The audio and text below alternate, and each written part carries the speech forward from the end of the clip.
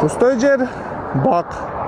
Жөн эле турат, бак кылган. Эми экөөнүн айырмасын караңыздар. 1 гектар чөптөн канча чөп алса болот? Эгер чөпүн алса болсо, эгер мындай мышыгот чыкпаса эле 1 гектардан балким может 500 пресс алса болсо керек.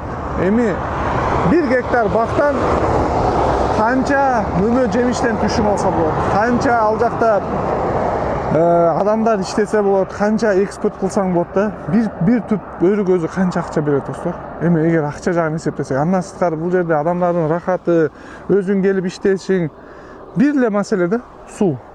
Мына жакта бүт суу коюлган экен. О, көрүп атасыздар, до конца, о жактарда да жаңы бак, бул ошол Бүргөндү жолундабыз.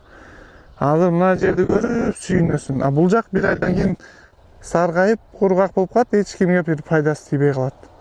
Мына ушундай достор. Бактарыбыз көп болсун. Эми Кыргызстандын келечеги мына ошол багбанчылыкта, айыл чарбада деп билебизби? Ошого аракет кылалы, пустой жерлерибиз болсо иштетели, болбосо берели бирөөлөргө. Иштем деген адамдарга берели. Мындай эле жол бар дегенде. Карасаңыздар канчалаган жерлер, 1000 гектар.